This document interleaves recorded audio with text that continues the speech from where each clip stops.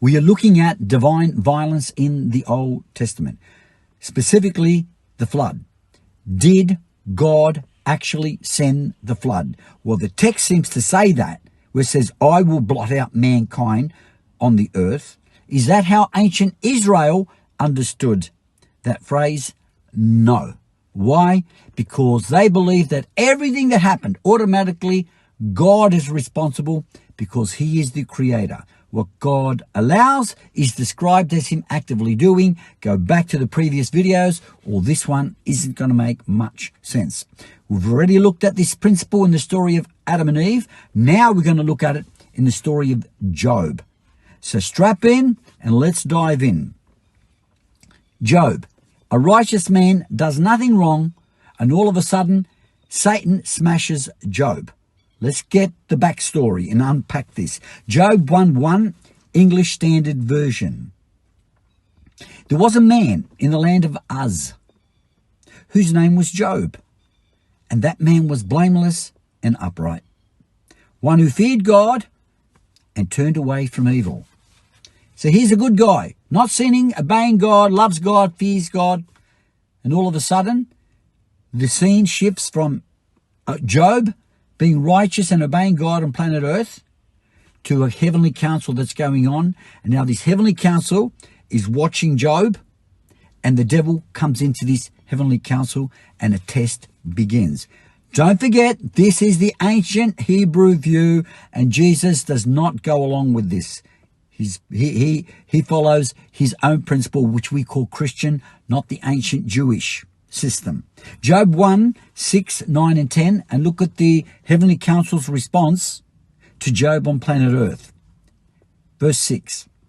Now there was a day when the sons of God came to present themselves before the Lord, and Satan also came among them.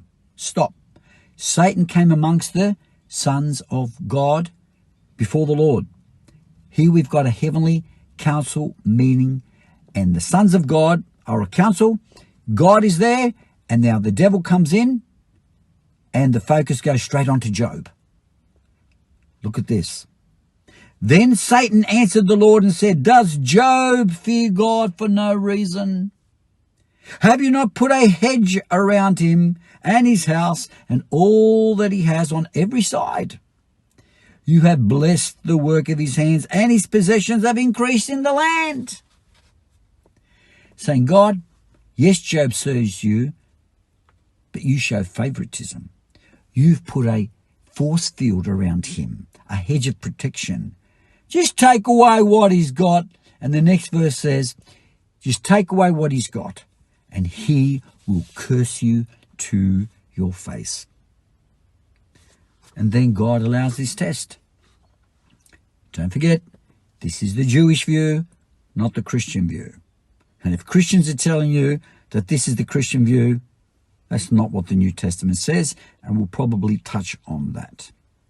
Look at verses 11 and 12. The story continues on. But stretch out your hand and touch all he has. Take away everything he has, God. Touch him, and he'll curse you to your face. And the Lord said to Satan, behold, all that he has is in your hand, only against him do not stretch out your hand. So Satan went out from the presence of the Lord. So here what's going on is Satan is really casting aspersions and slandering the character of God. He said, you're not just, you've got favorites. You put a barrier of protection. I can't touch him. You touch him, God, and see what he does. God says, no, I won't touch him. You can touch him.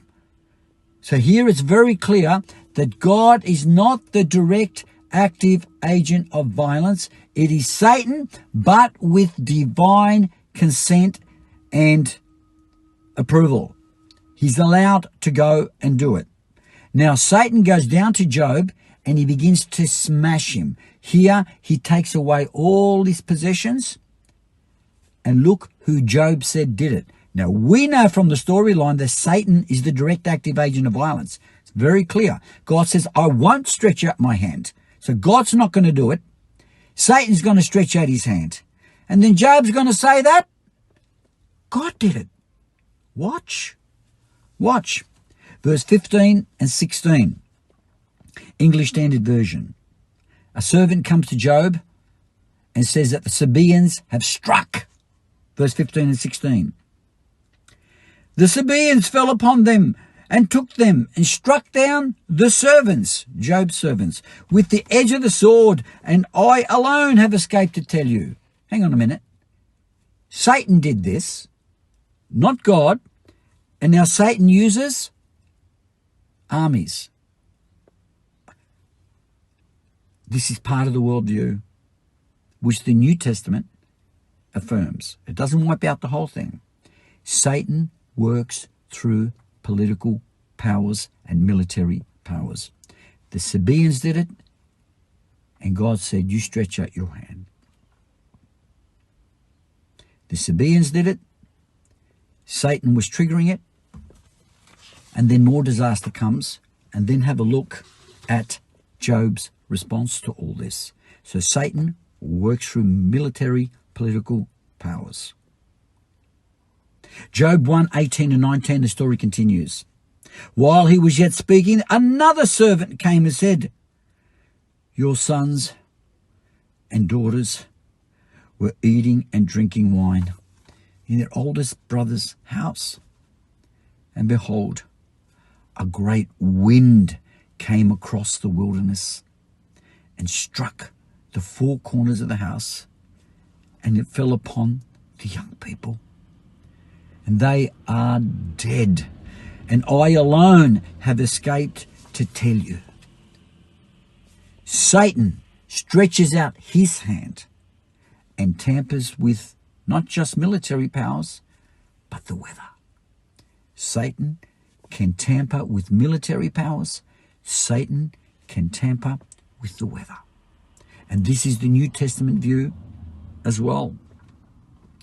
And Job's children are dead.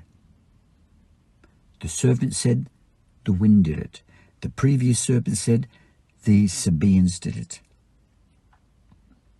Who does Job say did it? You remember, as a good Jew, ancient Hebrew, what God allows is described as him actively doing, because he is the creator.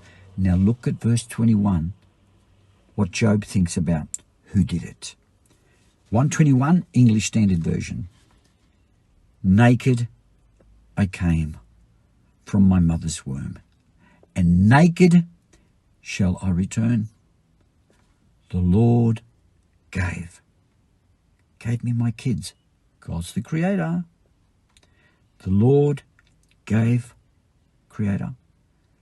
And the Lord, the creator, has taken away. He said God did it. But we know from the context and the backstory that God is not the direct active agent of violence. It's the devil who will use third-party military powers, all the weather, and Job says God took away. What God allows is described as him actively doing, even though he was not the direct active agent. The buck rests with God, because the Lord gave. He's the creator. Everything is attributed back to him. This makes sense of what we read in the previous teaching in Isaiah 45:7, that he creates good and he creates evil, all things. Remember, this is not the Christian worldview. This is the ancient Hebrew worldview. Well then, Satan's still faithful. Job is still loyal to God. And now there's another heavenly council. And he says, have you seen my servant Job? Says to the devil, you see he's still faithful? Even though you killed him? You used the wind and you used the armies and you killed him? But Job said God did it, because what God allows is described as him actively doing. So Job says, let me go and touch Job's flesh. Just touch his flesh and see what he does. And God says, you can go out with your hand, Satan. You stretch out your hand. You can touch his body, but you can't kill him. And Job leaves the heavenly council. Now remember, this discussion between the devil and God is happening in front of the heavenly council, the sons of God, and God's character has been slandered. What will God do in front of the heavenly council? God says, you say there's something wrong with my character? That I play favorites? Okay.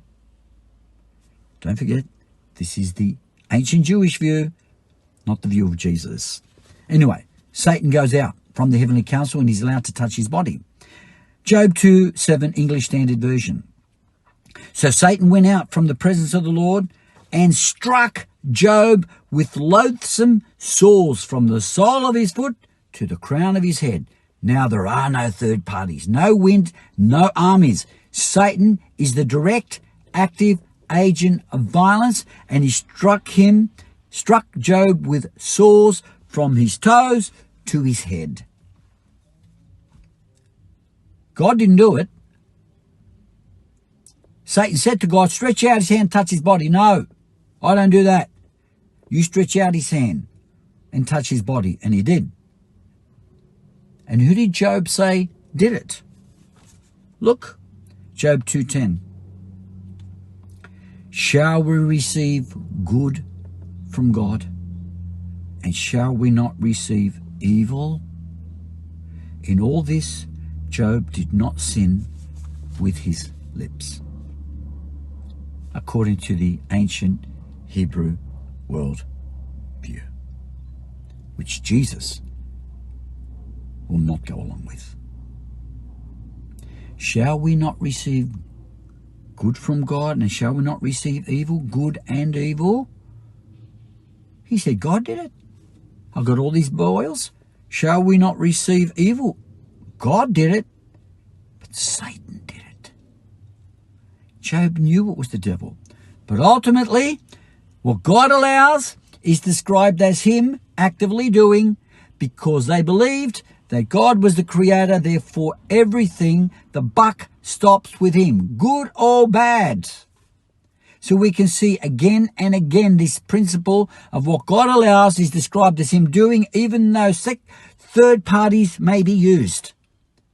The devil does it personally. All the wind that he triggers up, all the nations that he tempts to go do his work, the buck stops with God.